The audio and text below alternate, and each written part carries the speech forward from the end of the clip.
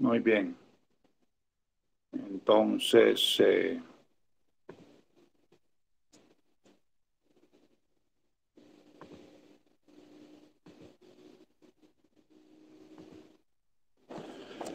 bien, como les estaba comentando, el curso este de investigación antropológica como temática específica la totalidad social, eh, tiene como objetivo esto, discutir el tema de la totalidad social. Vamos a tomar a un autor eh, nacido en Cuba, pero que desarrolla su trabajo en España, en Cataluña.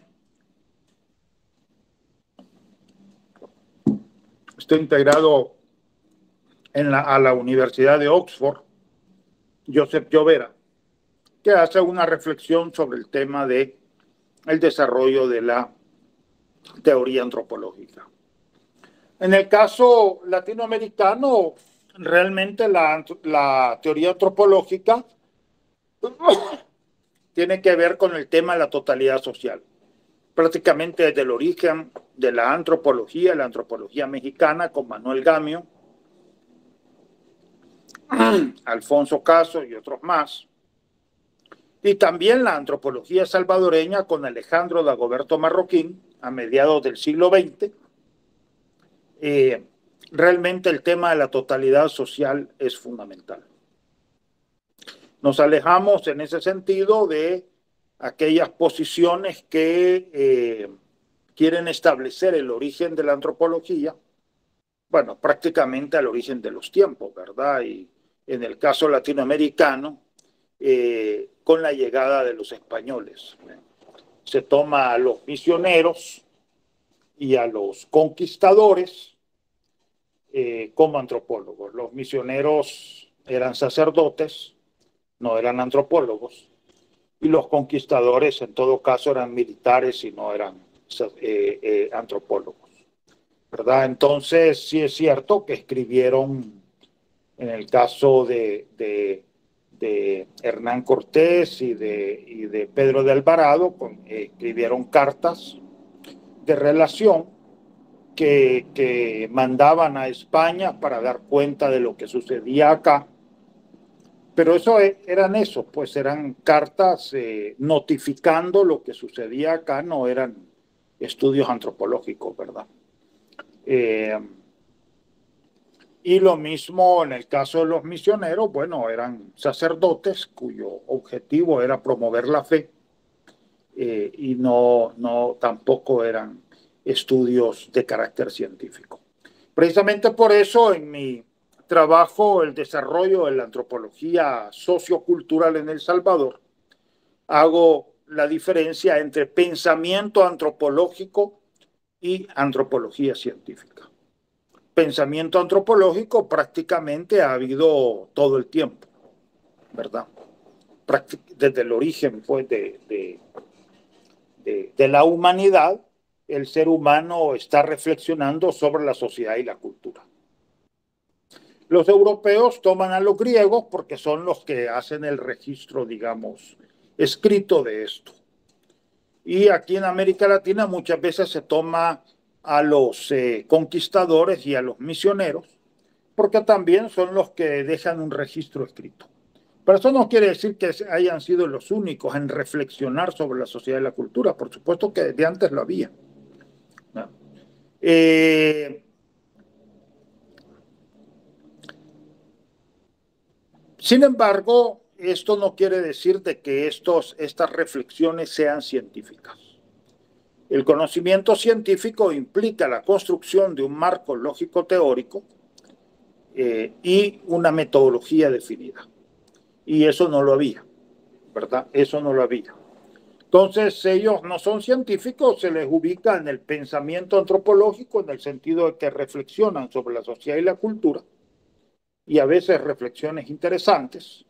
Y ahí no solo los misioneros y los conquistadores, por ejemplo, en el caso salvadoreño, por supuesto, tendríamos que tomar en cuenta a Cortés y Larraz, el obispo que en 1770 recorre los diversos poblados de lo que ahora conocemos como El Salvador,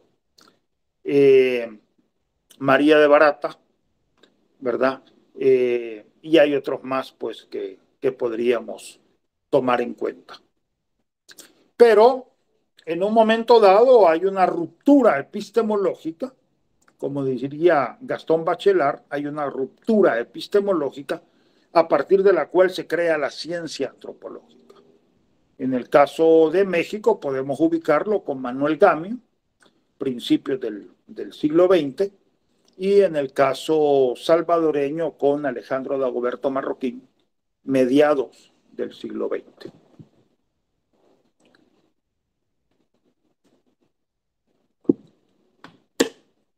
En ambos casos, el concepto de totalidad social es fundamental.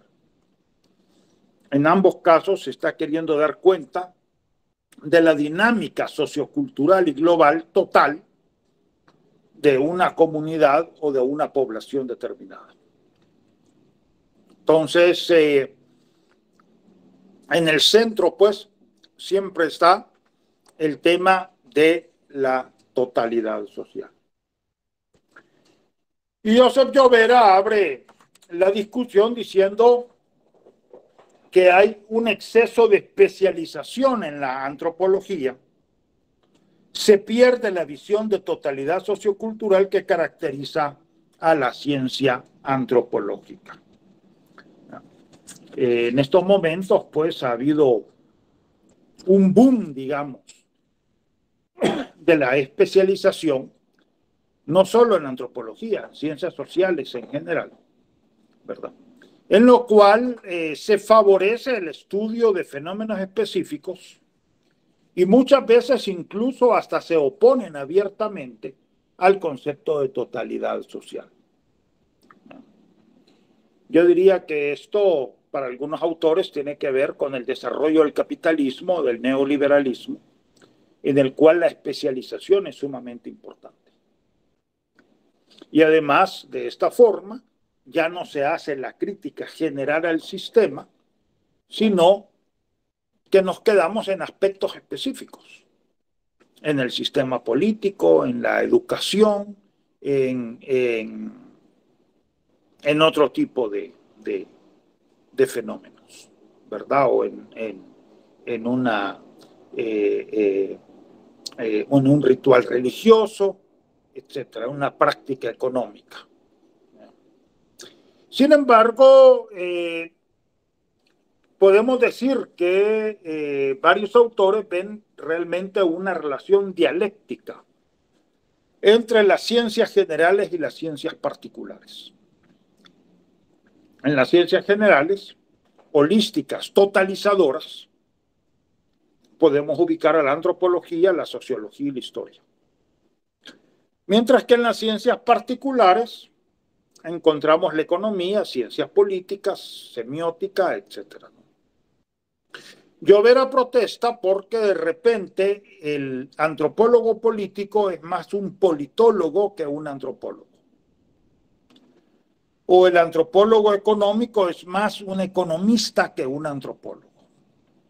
Pero entonces, ¿cuál es el problema de esto? Que perdemos la perspectiva antropológica, perdemos el aporte que la antropología puede otorgar conocimiento de la sociedad y la cultura. ¿Y cuál es ese aporte? Es la visión de totalidad social.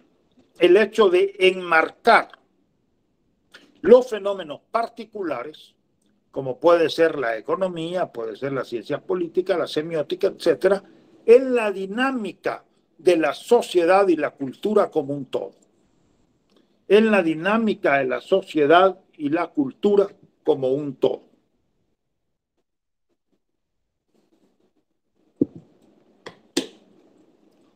Y en esto quizás la antropología ha sido privilegiada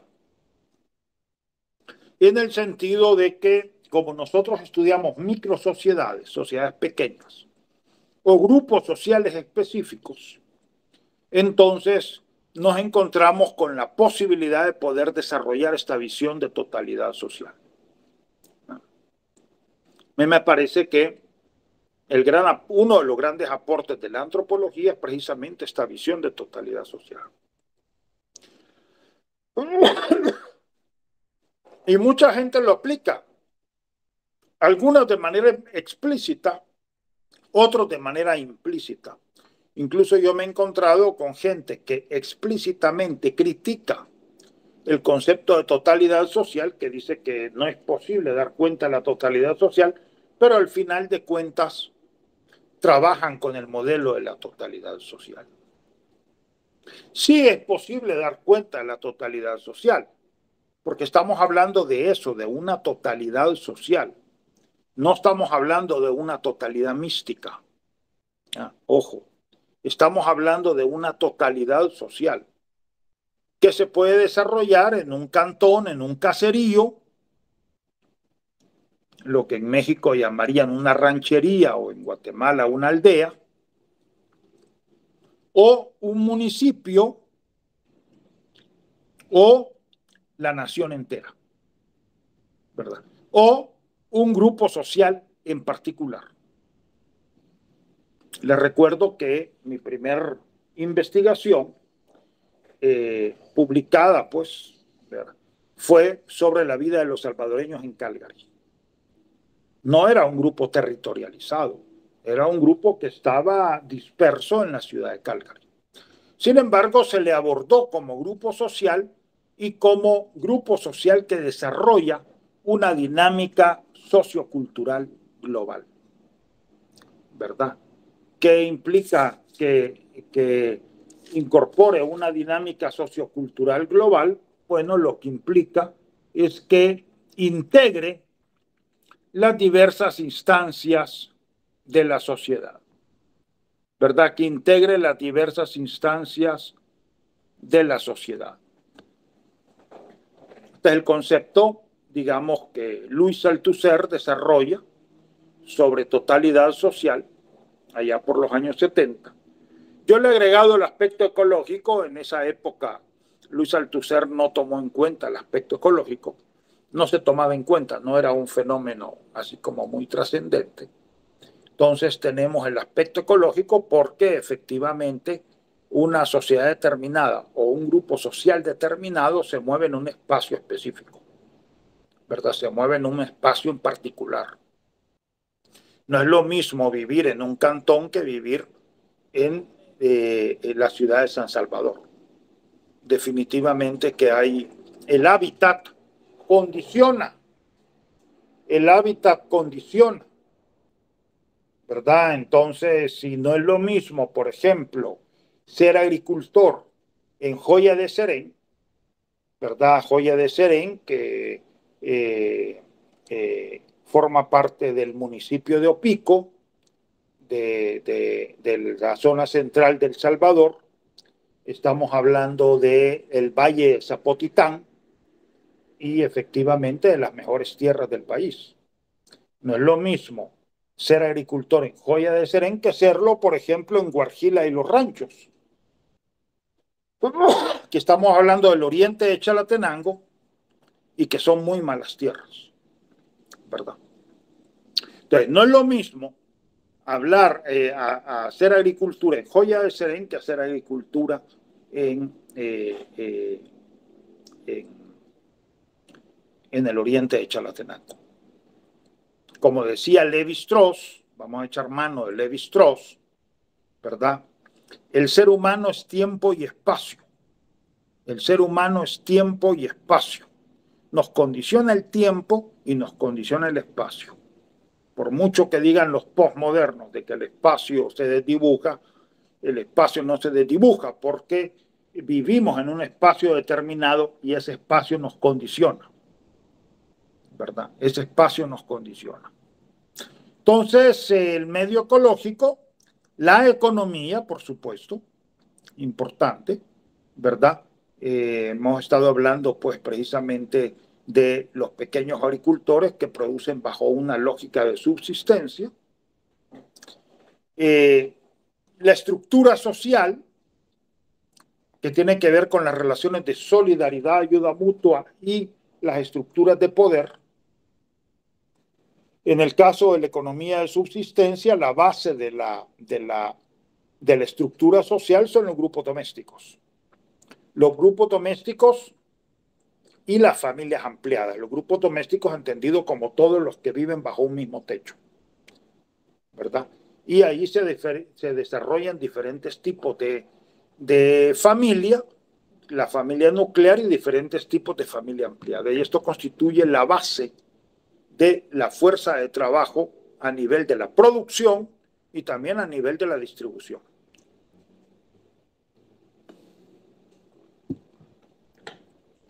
También en la distribución de bienes y servicios. Precisamente por eso Marshall Salins habla de un modo de producción doméstico. Un modo de producción doméstico porque efectivamente es el grupo doméstico lo que constituye la base de la actividad económica, sobre todo en el tema de la economía de subsistencia. La economía de subsistencia, que ya lo hemos dicho, no es igual que autoconsumo, no es una economía aislada, sino que la economía de subsistencia es aquella actividad económica que orienta su producción y su comercialización hacia la satisfacción de las necesidades básicas del grupo doméstico. Hacia la satisfacción de las necesidades básicas del grupo doméstico.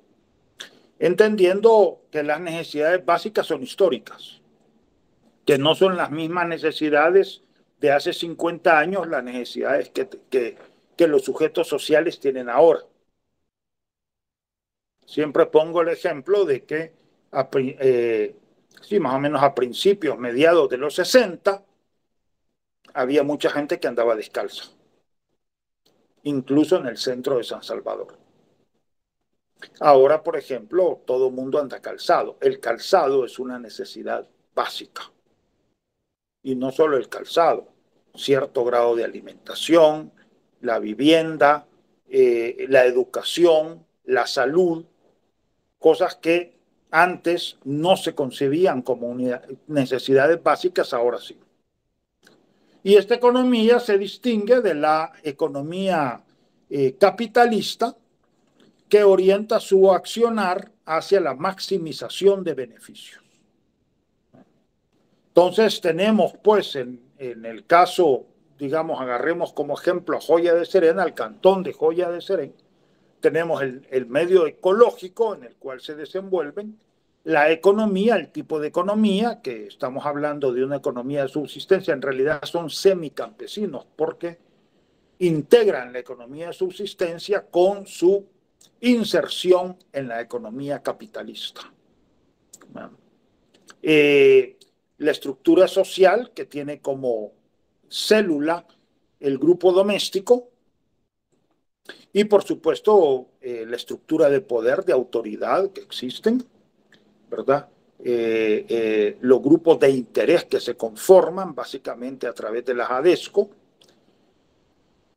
y finalmente la estructura simbólica, que también está incidiendo en el caso de la economía de subsistencia. La estructura simbólica está definiendo los objetivos con los cuales se produce. Los objetivos con los cuales se produce. Recordemos la frase famosa de Marx: lo que distingue las diferentes épocas de la historia no es lo que se produce, no es lo que se produce, sino cómo se produce.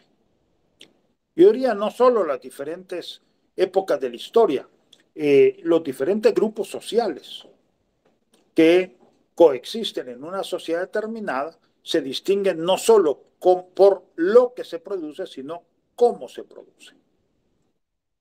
En el caso de las sociedades campesinas, semicampesinas y también urbanas populares, muchas de ellas, no todas, ¿verdad? Su accionar está orientado hacia la satisfacción de las necesidades básicas del grupo doméstico. Es decir, básicamente estamos hablando de una economía de subsistencia. Pero, por supuesto que también a nivel de las grandes empresas y también a nivel popular en ciertos sectores, se desarrolla una lógica de maximización de beneficios más apegada a la lógica capitalista. Esto tiene que ver con valores, con concepciones, con visiones de mundo. Ya lo decía Max Weber, ¿verdad? En su famoso estudio del protestantismo, la lógica, el capitalismo y la ética protestante, el capitalismo y la ética protestante, en donde hace ver cómo los valores protestantes tienen que ver en la construcción del capitalismo. ¿Por qué? Porque son valores que favorecen la maximización de beneficios. La gracia divina se manifiesta a través del éxito laboral. A diferencia del catolicismo, en donde en realidad más bien lo material es un obstáculo para relacionarse con Dios. Precisamente por eso San Francisco se desnuda en la plaza, perdón, San Francisco se desnuda en la plaza porque él dice, yo no necesito nada material para relacionarme con Dios. Son dos éticas diferentes. Una que, tiene que ver con el despojo de lo material y la otra que orienta la gracia divina hacia el éxito laboral. Entonces, lo que nos dice Max Weber es que la ética protestante impacta en el desarrollo del capitalismo y de hecho en su primera etapa, en el siglo XIX, básicamente los países más desarrollados en términos capitalistas son los países protestantes. Son los países protestantes. ¿Verdad? Inglaterra, Estados Unidos, Alemania, son los países protestantes los que más se desarrollan económicamente. Siglo XIX, primera mitad del siglo XX también. El catolicismo, por el contrario, es una ética, pues yo diría contraria al capitalismo.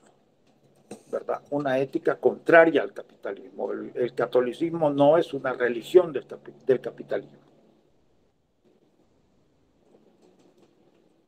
En todo caso, es una religión que engancha mejor con el medioevo europeo y con la época de la colonia acá, pero no con el capitalismo.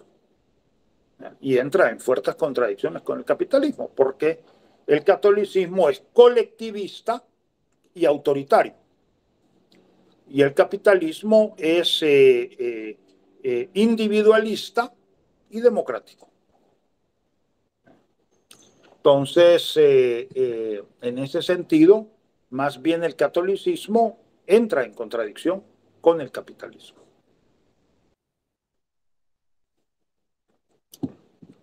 En su nivel más profundo, otro problema es las alianzas ya específicas que se puedan establecer en la acción política.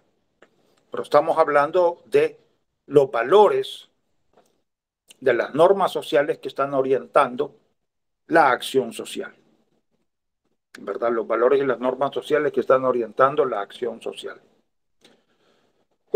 Entonces, el exceso de especialización realmente se vuelve en un obstáculo para el desarrollo de la antropología. ¿Por qué? Porque la antropología más bien favorece una visión de totalidad social. Pero hay que decir, entre las ciencias sociales generales, ciencias sociales particulares, hay un proceso de retroalimentación. Jamie.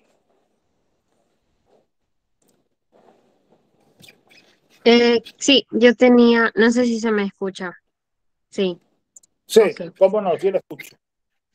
Ok, es que yo tenía como tal vez una perspectiva quizás que estoy un poco confundida y quisiera que me explicara, porque yo leí el libro de Luis Althusser, el de Aparatos Ideológicos del Estado, Eh, y, o sea, dentro de lo que él establece, es como este posicionamiento de que se necesita sí o sí por parte del Estado, como esta ideología que va a implementarse y que va a subsistir dentro de la mente de las personas, ¿verdad? A términos como bastante sencillos, y que esto va a dar un resultado o va a posicionar a los individuos frente al Estado de una manera subordinada, lo podríamos establecer, ¿verdad? Sí. Entonces, lo que yo tengo de duda ahorita es lo que usted mencionaba de que el catolicismo no es capitalista porque por lo menos yo creería que, por lo menos lo que se ha visto dentro de la historia de El Salvador,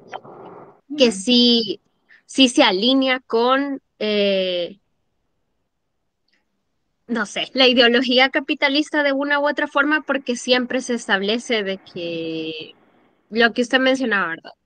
Que yo creo que esto se puede percibir de varias maneras, que el catolicismo sí está basado, como por lo menos la esencia del catolicismo sí está basada en el sentido de comunidad, en el sentido de pertinencia, en la manera en cómo se establecen las redes comunitarias dentro de una iglesia, etcétera, etcétera.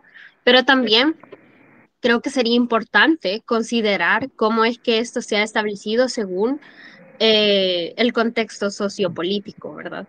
Porque ¿cuál era la influencia de la Iglesia Católica durante el conflicto político militar?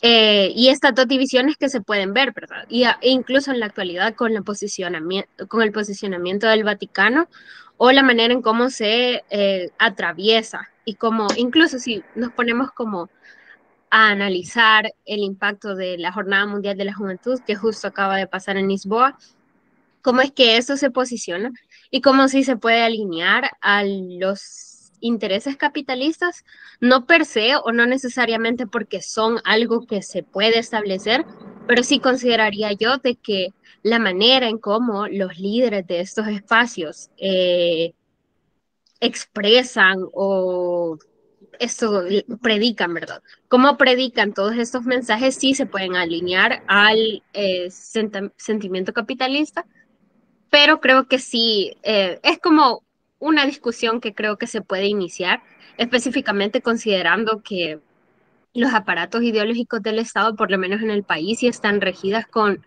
la mentalidad católica, ¿verdad? Este conservadurismo del ser, de las maneras en cómo se tiene que establecer la familia, qué es lo que implica ser un hombre, qué es lo que implica ser una mujer, o esos ideales de cómo se establecen dentro de la sociedad salvadoreña actual. Solo ese, creo que no es más ni una duda, solo era un comentario que se me vino.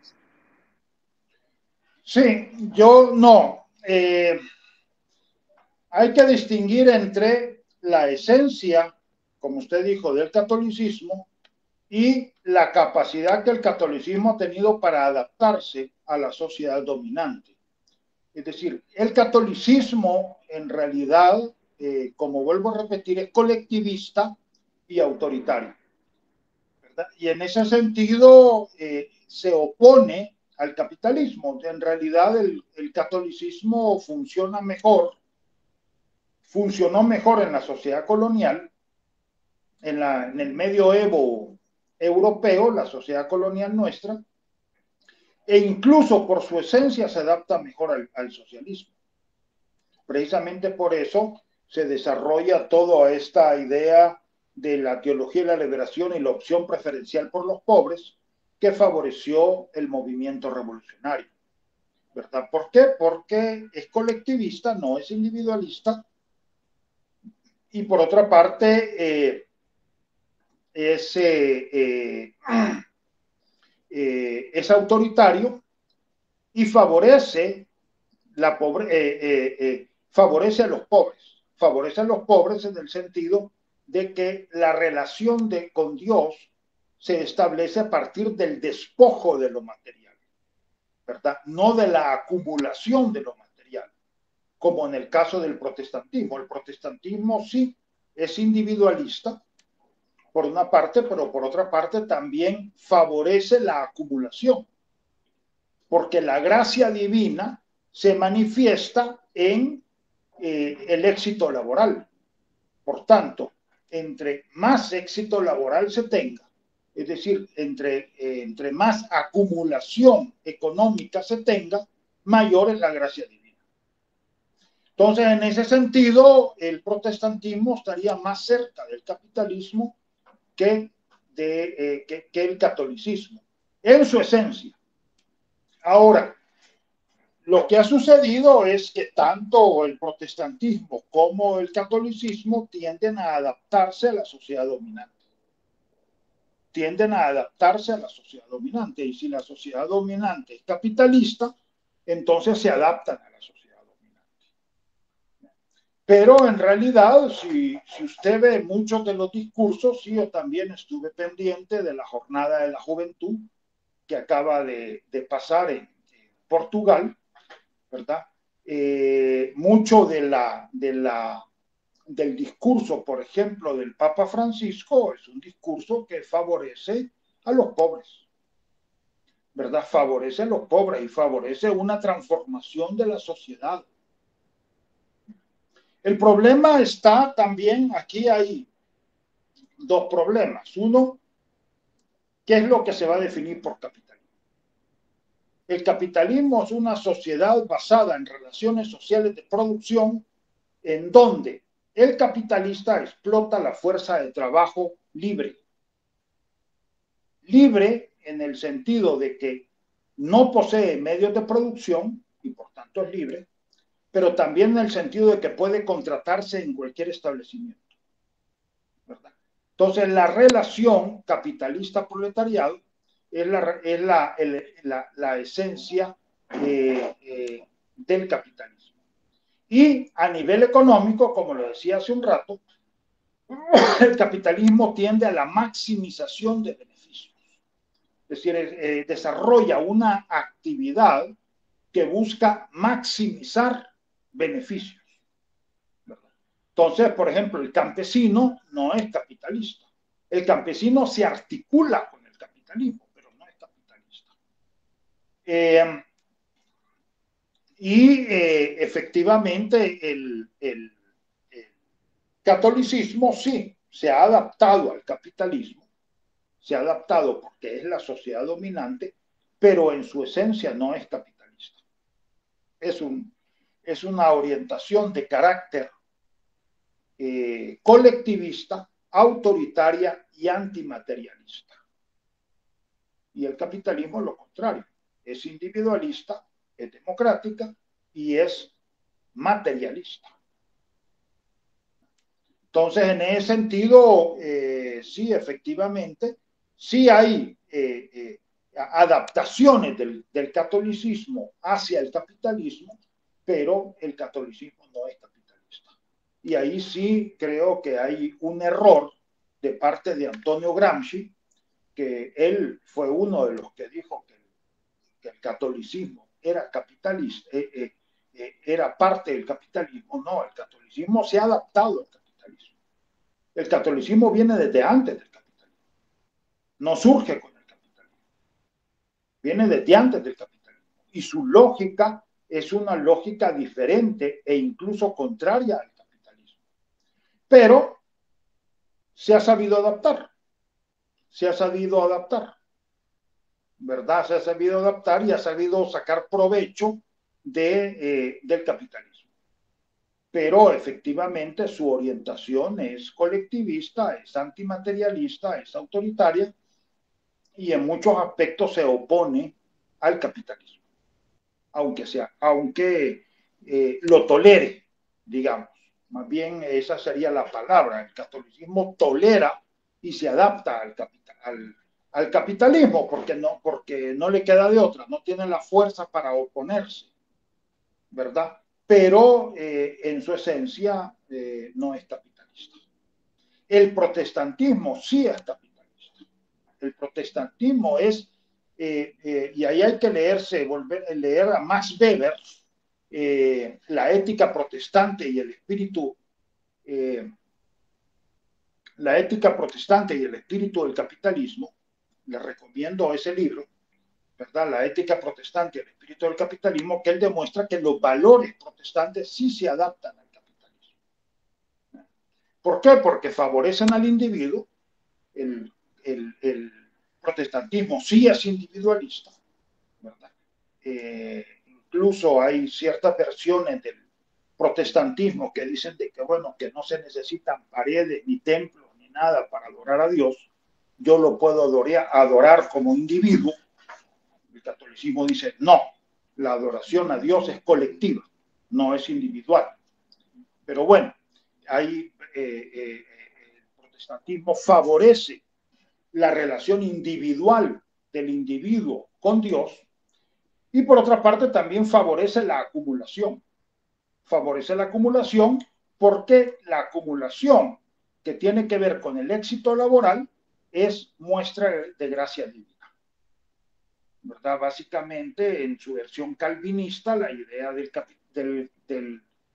protestantismo, en su versión calvinista, era la idea de que ya estaba elegido la gente que iba al reino de Dios, pero que se manifestaba por dos medios. Uno, por el éxito laboral y dos, por su ética. ¿Verdad? Por la ética y por el éxito laboral. El éxito laboral era una forma de manifestar la gracia divina. Y entonces, claro, cuando los británicos llegaron a los Estados Unidos y vieron que los indígenas, de acuerdo con ellos, vivían en la pobreza, entonces dijeron, estos tienen el demonio. Estos tienen el demonio. Dios no los favorece. Ellos no salen adelante por sí mismos. Por tanto, ellos no tienen la gracia divina. Y además, éticamente cuestionables, porque de acuerdo con la ética británica, pues que favorecía la monogamia, la lealtad hacia la mujer, etcétera, ¿verdad? La fidelidad marital, entonces definitivamente que no favorecía la gracia divina, no manifestaba, digamos, no manifestaba, más bien sería, no manifestaba la gracia divina. Y entonces ellos dijeron, los indígenas en realidad tienen el demonio. Y por eso es de que tampoco favorecieron el mestizaje, porque al relacionarse con los indígenas, entonces se tomaba al demonio. Era como relacionarse con el demonio, ¿verdad? A diferencia de los católicos que sí favorecieron en realidad el mestizaje. Entonces, no, yo diría que definitivamente no. El catolicismo no es una religión del capitalismo, se articula con el capitalismo, pero no es una religión del capitalismo. No sé si hay otra observación, posición o... Bueno, si no, pues continuamos. Bien, entonces estábamos en eso, en la idea de la totalidad social y la relación que hay con las ciencias sociales particulares, ¿verdad? Es decir, hay una retroalimentación de las ciencias generales con las ciencias particulares, ¿verdad? Las ciencias generales o holísticas, totalizadoras, dan una visión de totalidad del fenómeno específico que se está estudiando, mientras que las ciencias sociales particulares, al desarrollar pues cada uno de los aspectos, también alimentan a la ciencia social general. Bien. Y aquí pues nos metemos a un tema que ya Clifford Geertz lo desarrollaba.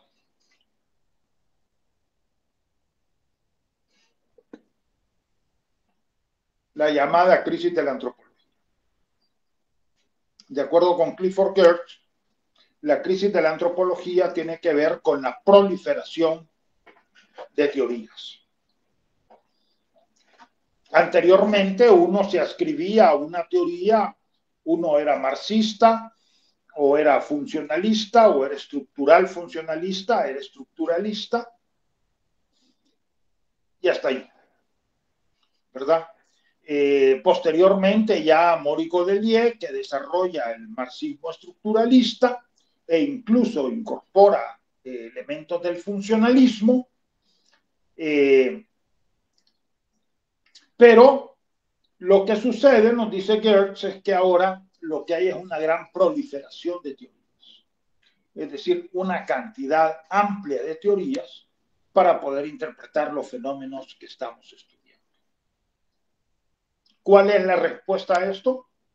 La respuesta es la integración de teorías.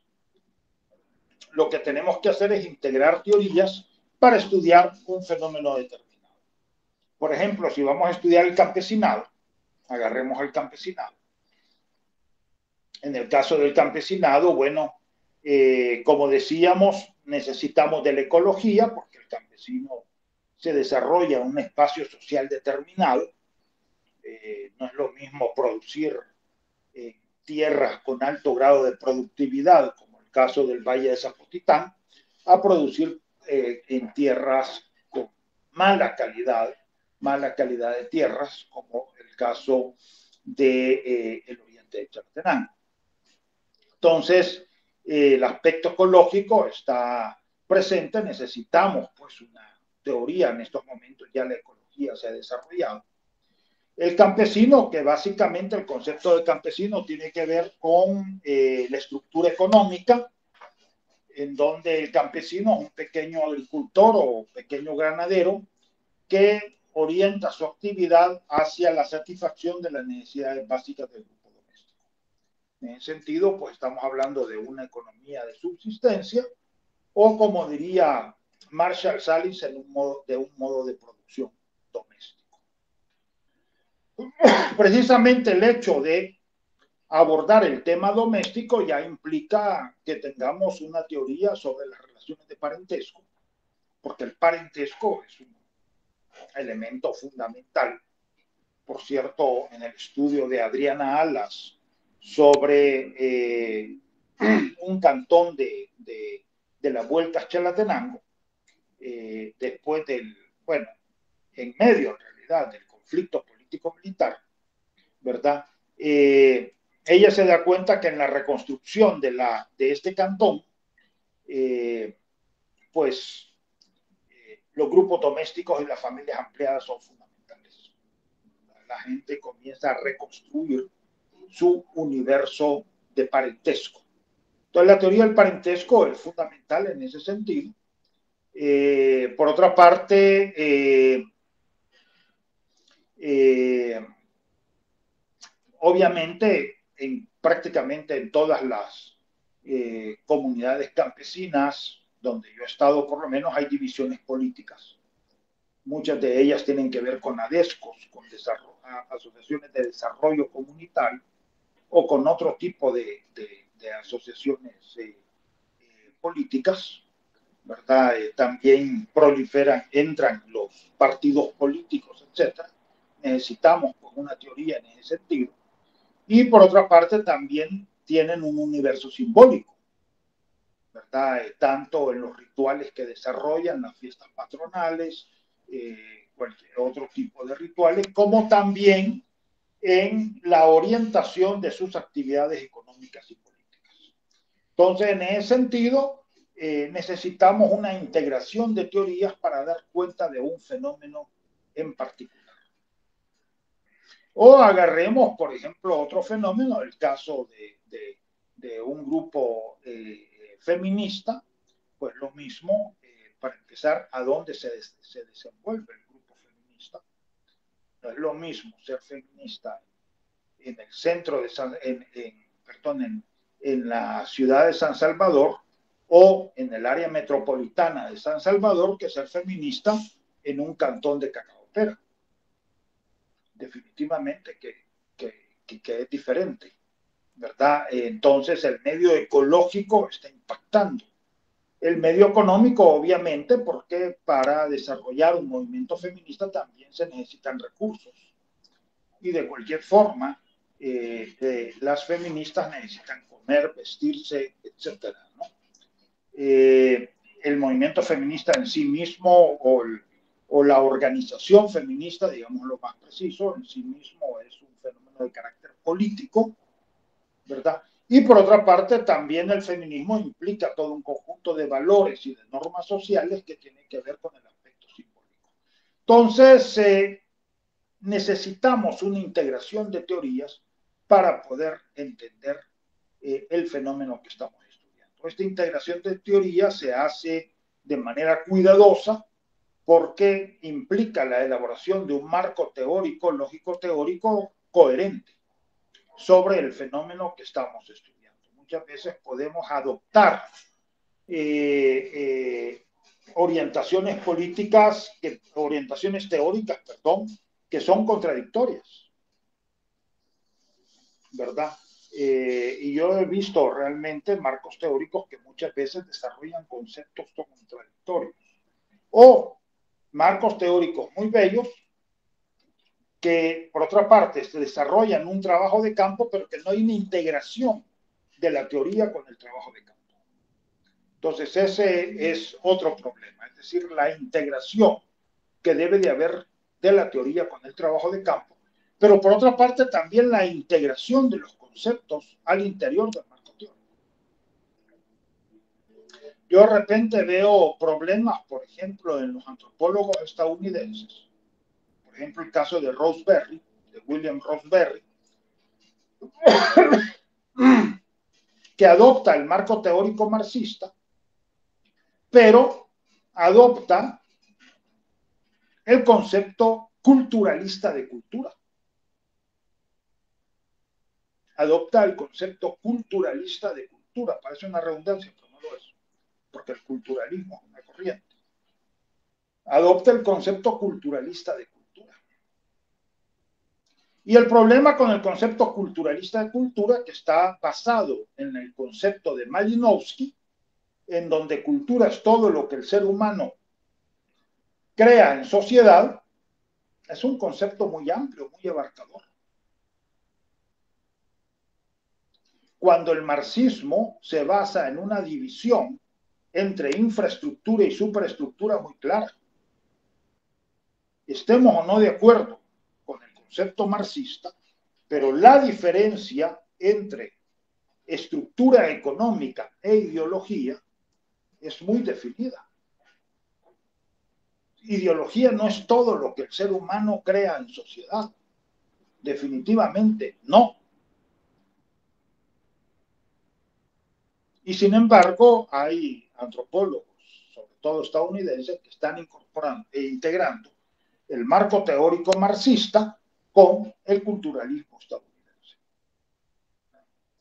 Incluso el estructural funcionalismo es mucho más también, se acerca en eso al marxismo, en el sentido de que el estructural funcionalismo hace una diferencia muy clara entre estructura social y cultura, ¿verdad? Hace una diferencia muy clara entre estructura social y cultura.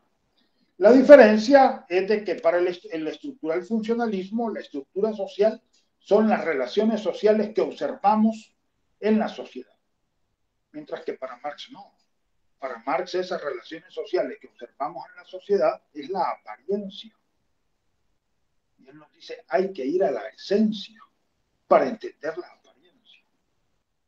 Y la apariencia muchas veces esconde la esencia. En apariencia, el capitalista paga por el trabajo del obrero. Pero cuando ya vamos a la esencia nos damos cuenta que no. El capitalista no paga por el trabajo del obrero.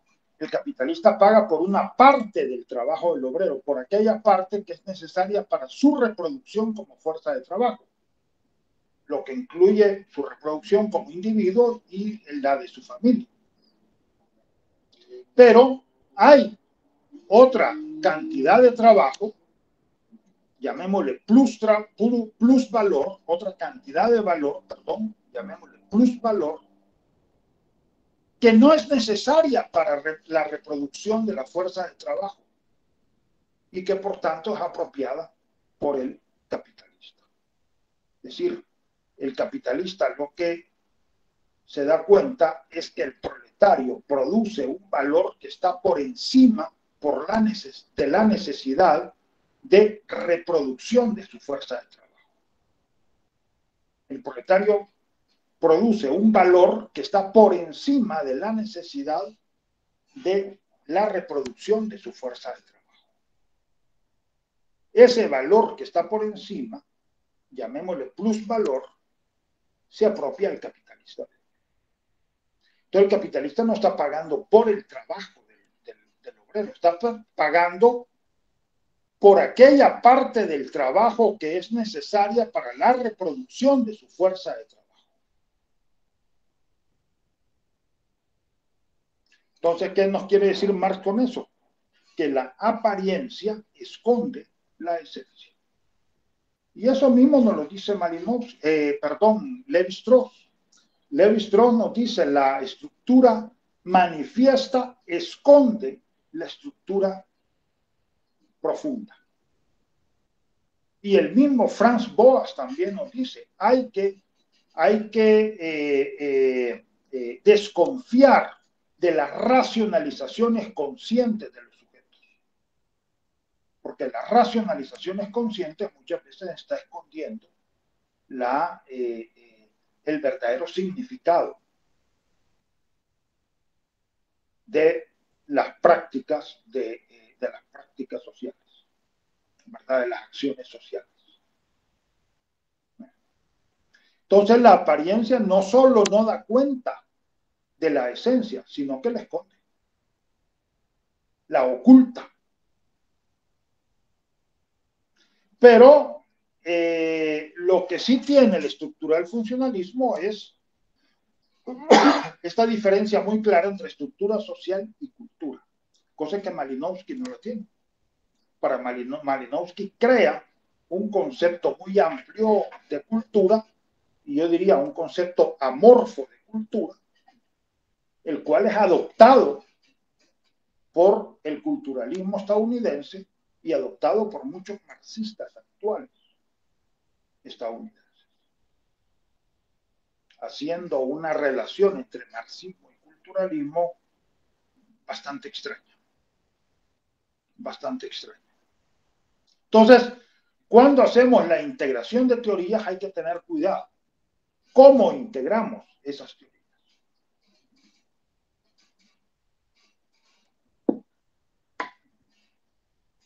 Bien. Y en esta misma línea, Clifford Geertz nos dice que las ciencias sociales contemporáneas, yo diría, llamémosle postmodernas, han pasado de la elaboración de leyes y ejemplos a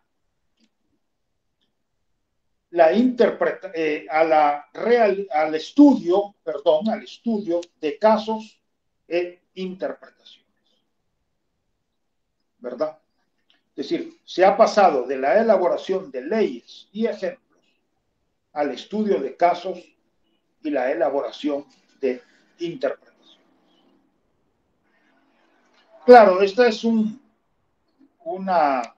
sí, efectivamente, la modernidad, lo que llamamos la modernidad, es la elaboración de leyes y ejemplos.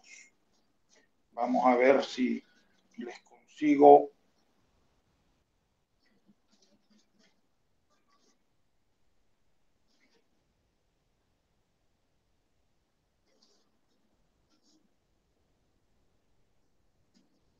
Sí, aquí está. Por ejemplo, el concepto de ley de Peirce. Lo estoy sacando de Values in a Universe of Science, página 290, por quien lo quiera consultar. Charles Sanders Peirce nos dice: una proposición no puede ser denominada ley de naturaleza. Fíjense que habla de ley de naturaleza, ojo.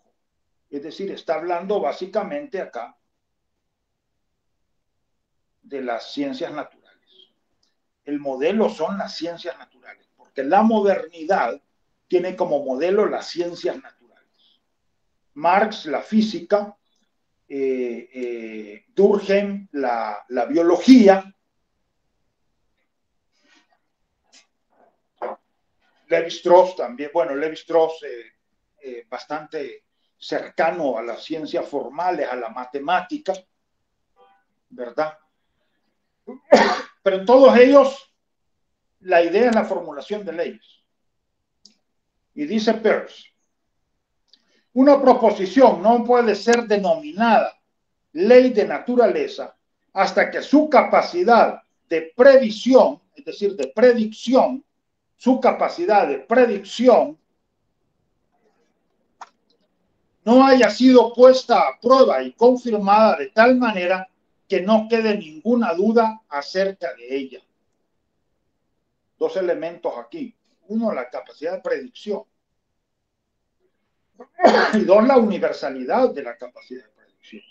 Esta capacidad de predicción debe de ser universal. Pero en la capacidad de predicción hay un problema con las ciencias sociales, porque si algo ha tenido las ciencias sociales es un problema serio en la capacidad de predicción, ¿verdad? No hemos sido capaces de predecir. ¿Y por qué no hemos sido capaces de predecir?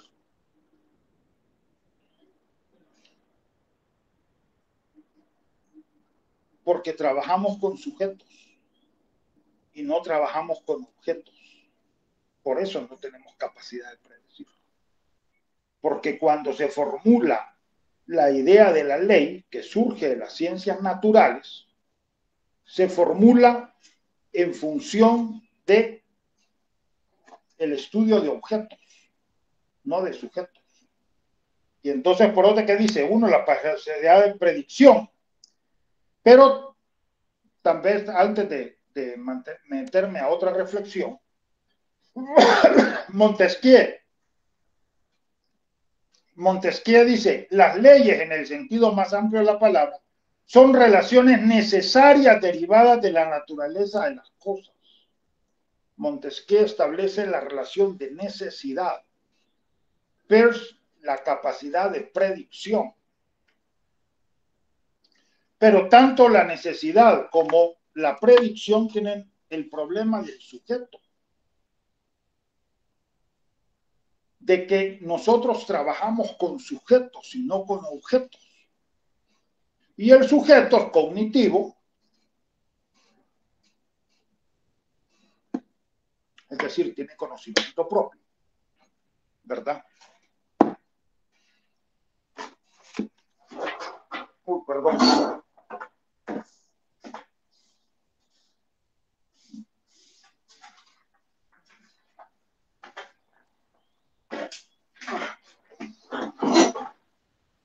Se me cayó esta cosa.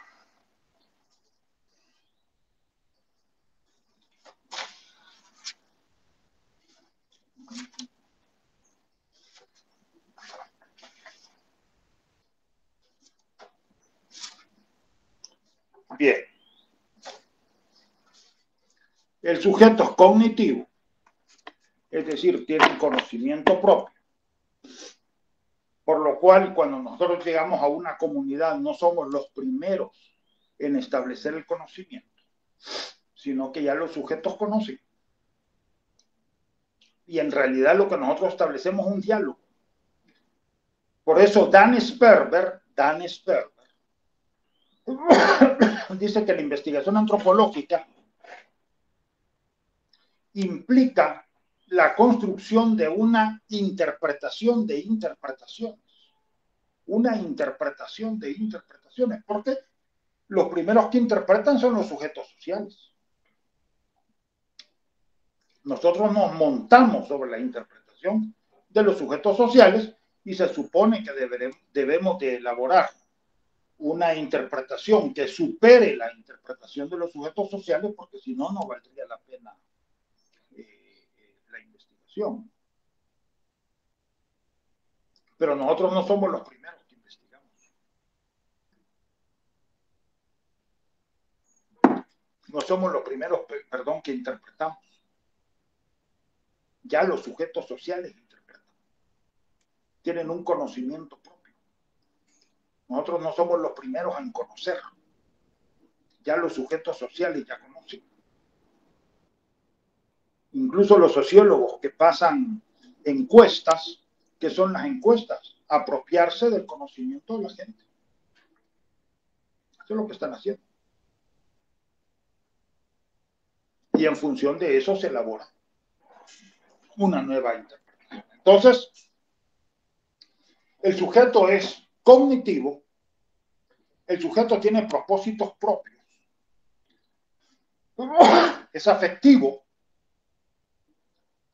y por tanto es volitivo, es decir, tiene voluntad propia.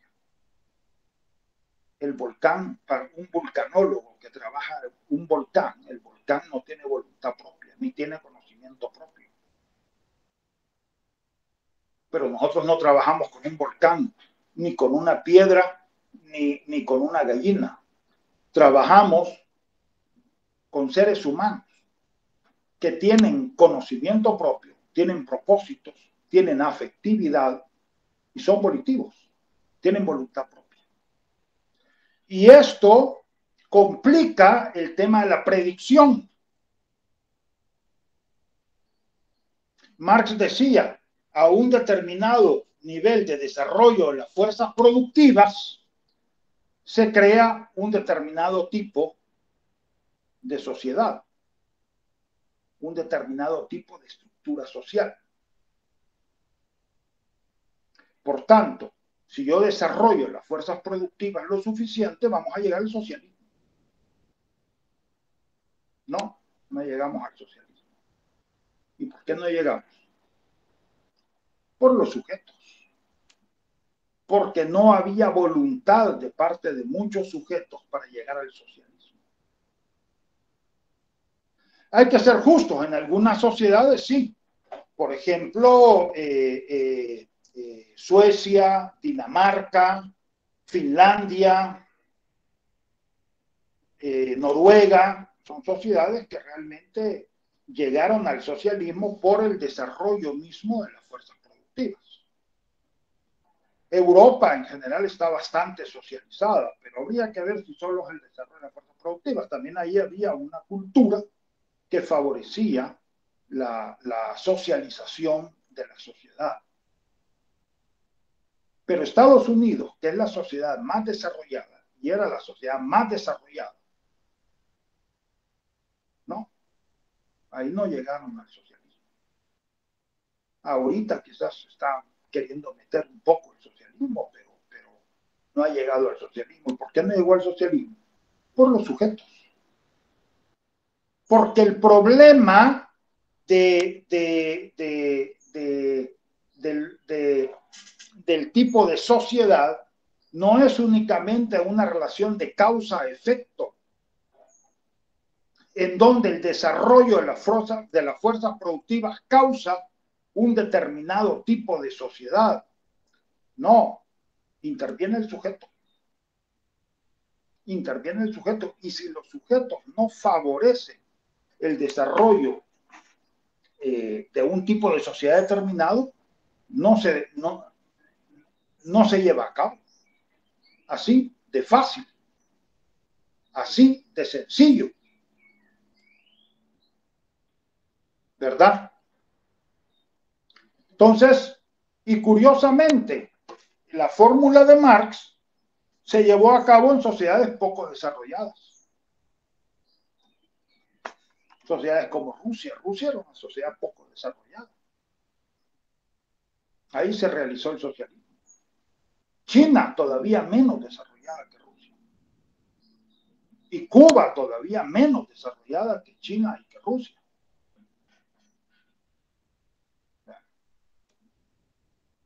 Entonces, las ciencias sociales tienen problemas con esta idea de predicción, porque con esta relación causa-efecto, porque interviene el sujeto. Ese es el gran problema, que interviene el sujeto. Y en una sociedad, en una comunidad determinada, ustedes pueden hacer un análisis muy lindo de la comunidad, pero resulta que de repente les pasaron una carretera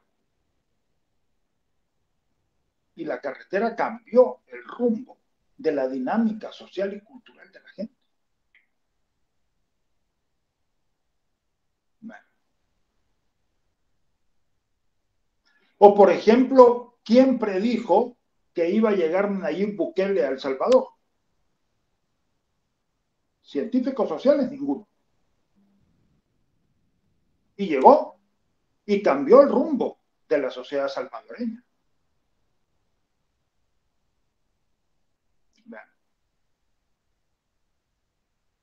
Entonces, el problema con las ciencias sociales, que sí somos ciencias, pero somos ciencias que trabajamos con sujetos, no con objetos, ¿verdad? Que trabajamos con sujetos y no con objetos. Y por ello, y esta es para mí la gran transformación de la posmodernidad, es la introducción del sujeto. La introducción del sujeto. Pero entonces nos dice Clifford Geertz, pasamos de leyes y ejemplos a casos e interpretaciones. Yo establezco aquí tendencias, porque si nos quedamos con casos e interpretaciones, nos quedamos con una antropología muy descriptivista. Una antropología muy descriptivista. Y sí podemos generalizar, sí tenemos capacidad de generalizar. Podemos establecer tendencias, quizás no leyes, porque la ley es rígida y tiene que cumplirse tal cual, ¿verdad? Pero sí podemos establecer tendencias. Y entonces aquí las ciencias sociales ha pasado del modelo de las ciencias naturales basado en leyes, que tiene como base el método analítico, que es un método que se basa en la relación causa y efecto, A causa B, el desarrollo de las fuerzas productivas causa determinado tipo de sociedad, y que se basa en una lógica de aislamiento, es decir, se aísla, digamos, la célula, se le descompone, se le estudia, se le analiza a fondo y luego se le reincorpora al todo. O, como hacía Levi-Strauss, agarraba el mito lo aislaba, lo descomponía en partes, en mitemas, lo analizaba a fondo y luego lo reincorporaba al todo, ¿verdad? Varios antropólogos, entre otros Meyer Forster, nos dice este proceso de aislamiento y reincorporación del todo es un proceso de parcialización de la realidad, de parcialización de la realidad. Entonces, este es el modelo de las ciencias naturales y nos dice Geertz, y estoy de acuerdo, hemos pasado del modelo de las ciencias naturales al modelo de las humanidades y la teoría del juego. Las humanidades, básicamente, el mismo Geertz, la idea de tomar los procesos sociales como texto, estudiarlos como texto con base en la relación significante-significado o contenido-expresión, ¿verdad? Víctor Turner, que toma el tema del ritual, basado en el teatro shakespeariano, por cierto. En el teatro shakespeariano, el mismo Víctor Turner dice que su padre era un gran científico, su madre era una actriz de teatro, y él, bueno, toma el modelo del teatro para el estudio de los rituales. Y la teoría del juego, que básicamente es la idea de que la sociedad, como un partido de fútbol, se basa en un conjunto de reglas, y que los sujetos actúan en función de esas reglas. Y que lo que la gente busca es maximizar su beneficio, sacar el mayor provecho propio de esto, y si es necesario burlar las reglas para obtener un mayor beneficio, pero sin obtener un descrédito personal, lo hace. Si es necesario, lo hace. Lo dice Marx para los alemanes y lo dice Malinowski para los troviandeses, ¿verdad? Y Maradona, que de repente metía los goles con la mano. Si no lo veía el árbitro, perfecto, ¿verdad? Si no lo veía el árbitro, perfecto. Pero este modelo de las humanidades y la teoría del juego se basa en un método sintético, basado en la totalidad social, en donde se parte de la totalidad, y ahí hay dos posibilidades: o estudiar la totalidad en sí, o estudiar un aspecto específico, pero a partir de la totalidad, y entonces de lo que se trata es de contextualizar ese fenómeno en la dinámica social y cultural total. Contextualizar en la dinámica social y cultural total. En realidad, tanto para Víctor Turner, para Clifford Geertz, para mi persona también, la antropología entre todos es sintética, no es analítica, es sintética, ¿verdad? Bien. Y el otro elemento quizás importante en esta discusión es la concepción dualista. Pasamos de una concepción dualista a una visión de complejidad sociocultural. ¿Qué implica la visión de complejidad sociocultural? Tomar en cuenta todos los sujetos sociales. Y aquí, pues, el concepto de liminaridad es muy importante. Las ciencias sociales modernas, y por modernidad me estoy refiriendo precisamente a las ciencias sociales basadas en las ciencias naturales, ahí estaría el marxismo, estaría el funcionalismo, el estructural funcionalismo, el estructuralismo, ¿verdad? Las ciencias sociales modernas se basan en esta oposición de Occidente versus no Occidente. Occidente es así, las sociedades no occidentales no son así. Por cierto, muchas veces no entienden a los semi-occidentales como nosotros, porque los latinoamericanos somos semi-occidentales, no somos totalmente occidentales. Tenemos un bagaje de cultura indígena y negra importante. Entonces, más bien, nosotros somos semi-occidentales.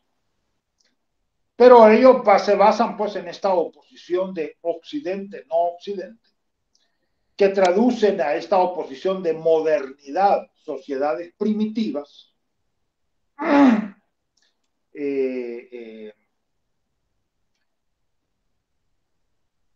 que es vigente todavía en la actualidad. Les recomiendo que vean en Netflix la serie esta Inés del alma mía, que está basado en un libro de Isabel Allende. Y ahí es muy claro, pues, es decir, el problema ahí era la conquista de la Araucanía, pero en la Araucanía vivían primitivos, pueblos primitivos, y los pueblos primitivos eran caníbales. Siempre el otro, el primitivo, es el caníbal. El occidental, por supuesto que no.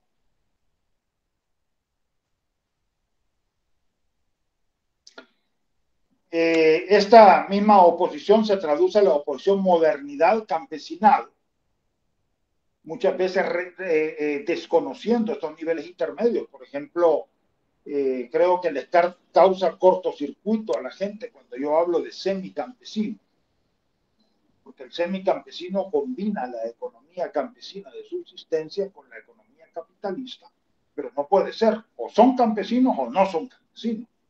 No, señor, son semicampesinos. Esta cualidad de los semi es complicado, es el tema de la liminaridad precisamente. ¿Verdad? Los intermedios, o son hombres o son mujeres. Mire, entre hombre y mujer hay muchos intermedios. Entre campesino y modernidad hay muchos intermedios. Y los matemáticos lo saben muy bien, entre el 0 y el 1 hay una gran cantidad de intermedios, que son finitos, pero para la mente humana prácticamente infinitos, porque siempre se pueden ir fragmentando. O entre el negro y el blanco hay muchos intermedios. Pero esos intermedios causan cortocircuitos. A veces también con el tema de la memoria histórica. No, o es memoria o es historia. No, señor. Es una construcción híbrida. Es memoria, pero incorpora conceptos y planteamientos de la historia científica. No, o es historia o es memoria. Punto. No hay más. O es blanco o es negro. A mí no me hablen de medias tintas. O es blanco o es negro. O es hombre o es mujer. Punto. No. Entonces, precisamente esta visión de complejidad nos invita a ver este nivel de liminaridad. Lo mismo en el pensamiento lógico y prelógico, ¿verdad? Que para Levi-Strauss en realidad ambos eran lógicos. Solo una cuestión pequeña en esto.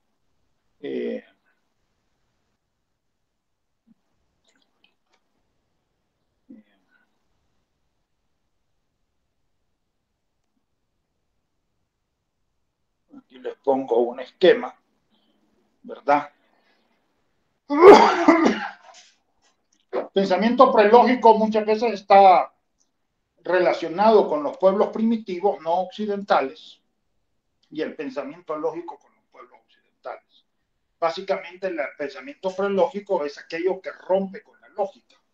La lógica no dice que A, si A es igual a B, luego entonces B es igual a A. Esa es la lógica, ¿verdad? Pero el pensamiento prelógico de repente dice A es igual a B, pero resulta que B no es igual a A. Por ejemplo, en el trabajo de Emil Durkheim sobre los clanes totémicos, resulta que los clanes totémicos son clanes en donde sus miembros se definen como descendientes de un antepasado común. Pero muchas veces este antepasado común es simbolizado con un animal. Entonces está el clan de la tortuga, el clan del cocodrilo, etc. ¿no? Pero resulta que si uno pertenece al clan de la tortuga, pues entonces no puede comer tortuga, porque es como una especie de antropofagia. Entonces aquí se rompe la lógica. A es igual a B, es decir, los miembros del clan de la tortuga son tortuga, pero resulta que la tortuga no es lo mismo que los seres humanos, hombres y mujeres del clan de la tortuga. Entonces, no hay una lógica en el pensamiento. Levi-Strauss tiene un trabajo muy interesante, el totemismo en la actualidad, en donde hace ver que el fenómeno también se manifiesta en las sociedades contemporáneas. Por ejemplo, la bandera. ¿Qué es la bandera? Un pedazo de tela pintada. Pero resulta que la bandera simboliza la patria, representa la patria, como la tortuga representaba el clan de las tortugas. Y nada enfurece más a los Estados Unidos que le quemen su bandera, porque es como quemarle la patria, quemar a la patria. El mismo Durkheim pone el ejemplo del soldado francés que está dispuesto a dar su vida por recuperar la bandera de las manos enemigas. Porque el hecho de que en las manos enemigas esté la bandera, quiere decir que el enemigo tiene la bandera en sus manos. Perdón, que el enemigo tiene la patria en sus manos. Perdón, que el enemigo tiene las patrias en sus manos. ¿Verdad? Entonces allí en realidad hay un pensamiento prelógico. pero por supuesto que Occidente no lo reconoce, porque por Occidente se define como la sociedad de lo lógico. Y los no occidentales somos las sociedades prelógicas. ¿Verdad? Bien. Y finalmente, en el tema de la confrontación, que muchas veces se reduce la confrontación a la confrontación entre dos, cuando en realidad hay sujetos intermedios que no están quizás con un bando o con otro. Bueno, llegaría hasta acá, no sé si hay preguntas, comentarios, observaciones. Acuérdense que la polémica siempre fue. Yo no sé si se me escucha. Sí, sí, lo escucho perfectamente. Solo quería como aclarar mi duda sobre lo prelógico y lo lógico son los lógicos. Usted dijo que los prelógicos son las personas, bueno, son los no occidentales, ¿verdad? ¿O eran los occidentales? No. Es que en eso lo confundí. Para los occidentales, los pueblos no occidentales son prelógicos, ¿ok?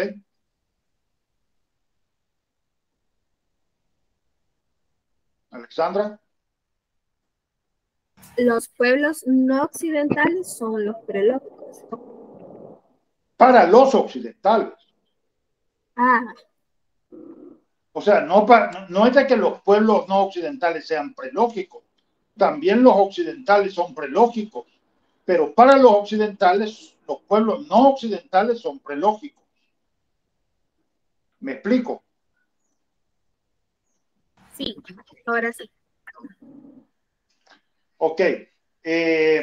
Precisamente por eso, el libro de Levi Strauss, fíjense cómo se llama El pensamiento salvaje. No se llama el pensamiento de los salvajes, se llama el pensamiento salvaje.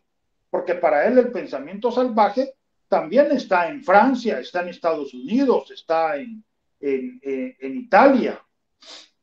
Lo que pasa es de que los europeos no lo reconocen, pero ahí está el pensamiento salvaje. Entonces él establece, él dice el pensamiento salvaje, no el pensamiento de los salvajes. Porque el pensamiento salvaje está también en Occidente. Y el pensamiento prelógico está en Occidente. Precisamente por eso ponía el ejemplo de la bandera. ¿Verdad? La relación que tenemos con la bandera es prelógica.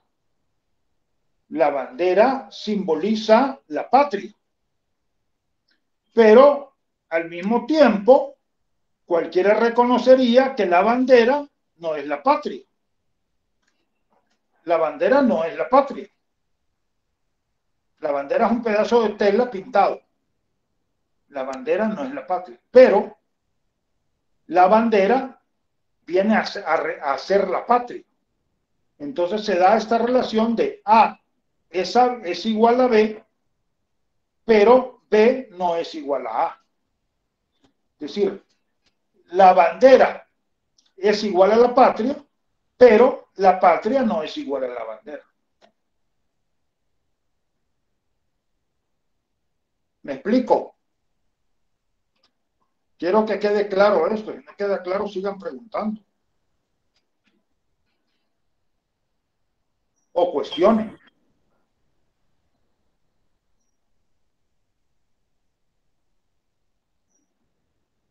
¿Podría volver a repetir? Porque se me fue el inter. Le digo, la bandera es la patria, pero la patria no es la bandera. Es decir, la bandera es una representación de la patria. ¿De acuerdo? Sí. La bandera es una representación de la patria.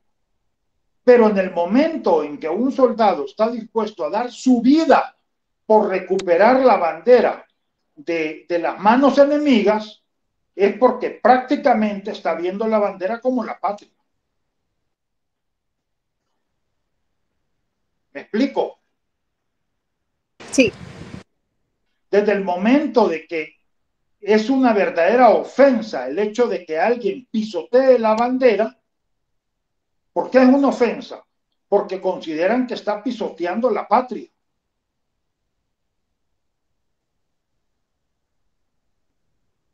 Entonces, ahí lo que hay es un pensamiento prelógico. Y no solo en los estratos bajos, incluso en los estratos altos.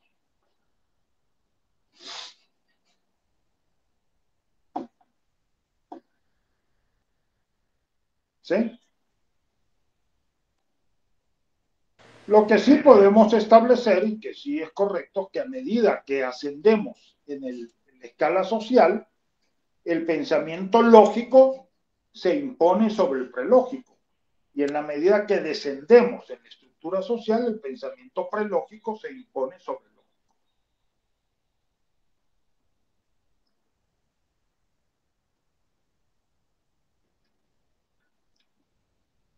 ¿Alguien más?